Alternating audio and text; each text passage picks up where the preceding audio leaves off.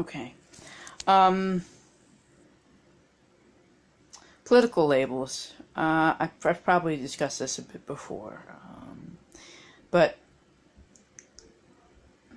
I'm sick of it, and thankfully more and more of my contacts are understanding it, at the very least on Twitter. I know many of them do on MeWe. They're almost completely meaningless. There's a gentleman that I've gotten to know on Twitter, Kenny Marshall. He views himself as a conservative gun-toting Christian conservative who hates other gun-toting Christian conservatives.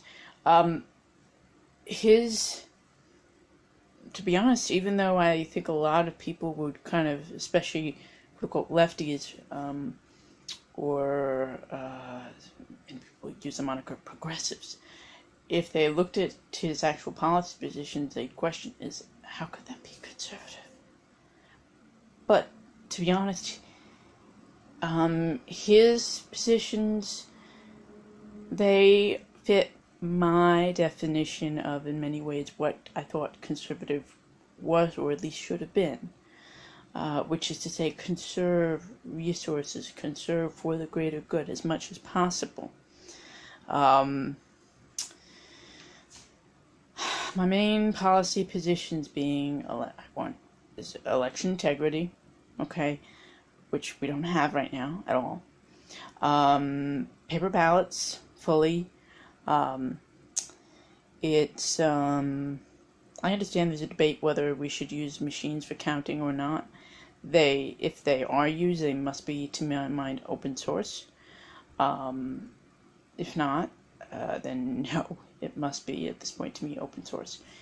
And then I'm definitely in favor of ranked choice voting. The biggest thing, though, that I'm in favor of is putting more polling places everywhere, in terms of throughout the country. We need to get polling locations, poll sites in every homeless shelter, basically every kind of group residence, which is to say nursing home, adult home, assisted living facility, homeless shelter, drop-in center. I know drop-in centers in terms of that are meant for homeless or transient people. They're not per se residences, but they're still places that people who, in essence, sleep on the streets go. Okay, and therefore they must, to me, have access to be able to vote if that's in essence their range, their area. Same thing goes for locked up psych wards. Again, a polling location. Same thing goes for senior and disabled housing complexes, which in most cases are apartments, but some cases are also condos and or a few houses that are together in one community. All of these places should have poll sites, should have their own polling locations, because it's ridiculous how few we have.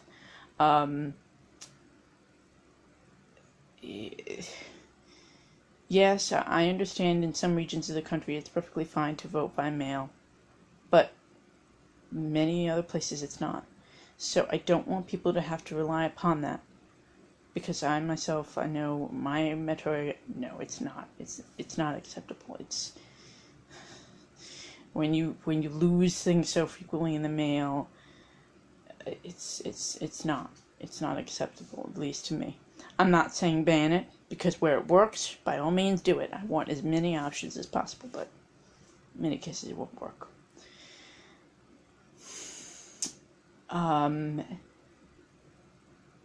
And another issue that I'm definitely in favor of is universal basic income.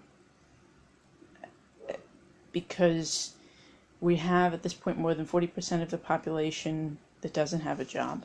And this is going to grow ever larger. And it's not like we're on the borderline of societal collapse because we don't have enough people employed. It's that we are at a point of technological innovation and efficiency where we don't even need 50% of the people working anymore in order for our society to function. Because realistically speaking, we don't anymore need anywhere near the number of people in our military that we have right now.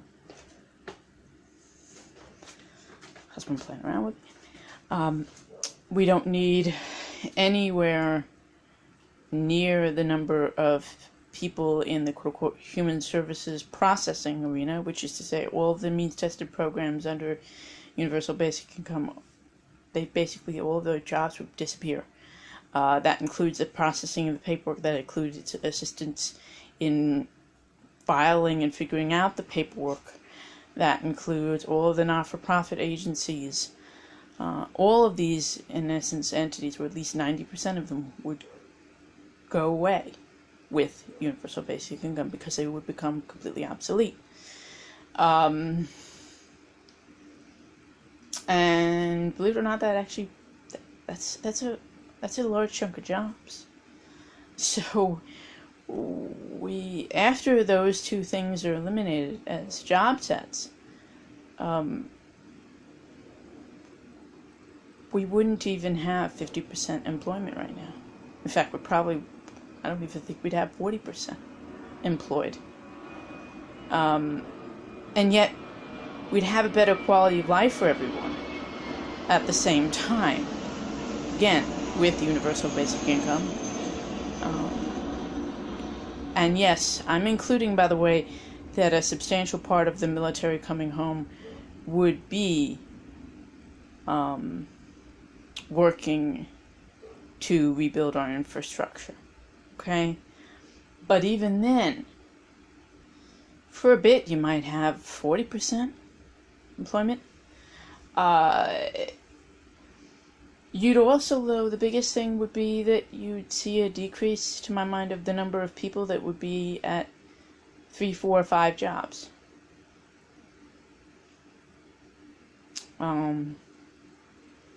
They'd be at 1 or 2 jobs. And the people that were pushing themselves to the nth degree just to do one job, they would stop and they would just rest and be with their families. And by the way, it's not that overall people would stop doing anything in this model. It's that they would stop it with the primary motivation being money, money, money. How can I survive? So you would see a shift of people from one profession to another, and you would see an increase in quality as well.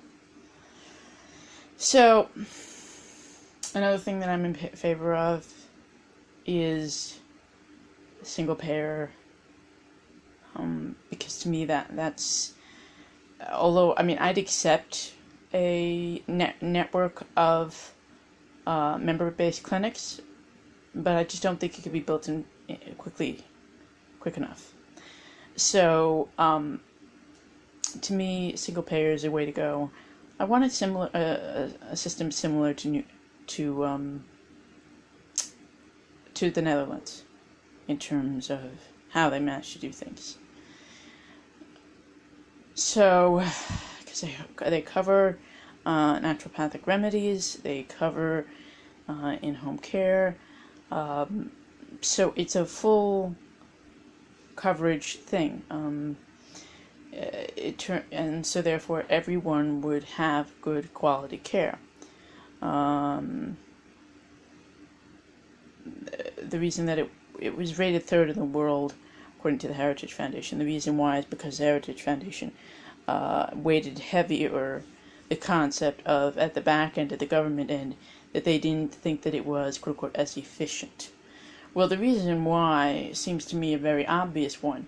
It covered the full diversity of human medical care needs, and therefore it could not be efficient at the back end, in terms of at the government end, because human medical needs are never going to flow smoothly if they're actually taken care of. It can't happen. So at one point or another, you're going to have to deal with the quote-unquote inefficiency, the fact that humans are not like robots. It just so happens that in the Netherlands, the place at that glut, that thing of time and whatever, is at the government end. So it does not affect patient care. It does not affect equity of care. It just means that there's a lot of paperwork and a lot of government workers, or at least more than the other systems that they rated higher. And that's why it got number 3 as opposed to number 1. It still was not outrageous at the government end, but they just weighted things differently. I'm in favor of banning carcinogenic pesticide usage. Okay? I'm in favor of banning fossil fuel pipelines. Okay? And dismantling the ones that we have right now. I want to see the renewable energy conversion occur by no later than 2035. So I have definitive policy positions. But again, labels are a difficult thing. And this is why I hate the nonsense of saying, oh, but you're the... These have been my positions for a while. The universal basic income, that's a little bit new, but I kind of always knew there was something else that was missing, and this made the most sense. But I always knew some kind of method was needed. In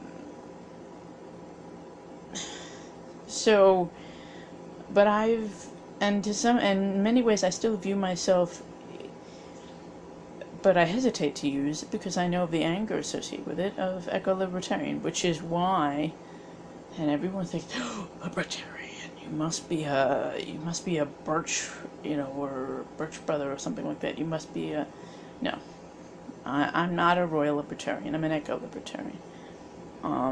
Stein was mostly an eco-libertarian. I'm mostly green. Therefore, there's a huge overlap there, to my understanding of that. And I'm not really going to engage in heavy debates on that, because I've realized how polarizing it is and how ridiculously divisive those labels are.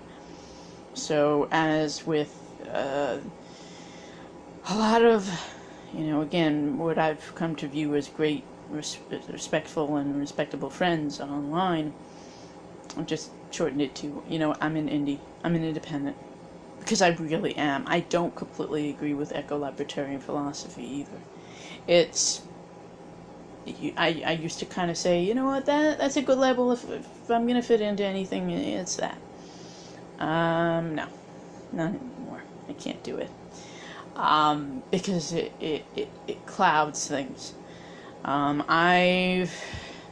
Especially with this nonsense of the Progressive Army trolls, or as I call them, Regressive Army, I can't do it anymore.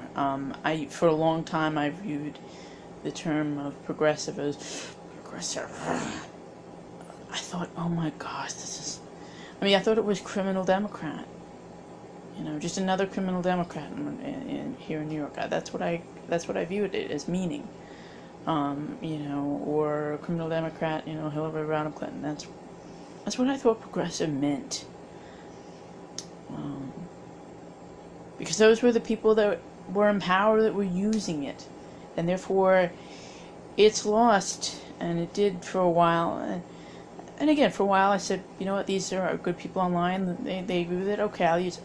Then, Regressive Army, they pushed it right back, and I'm like, you know what, that's it.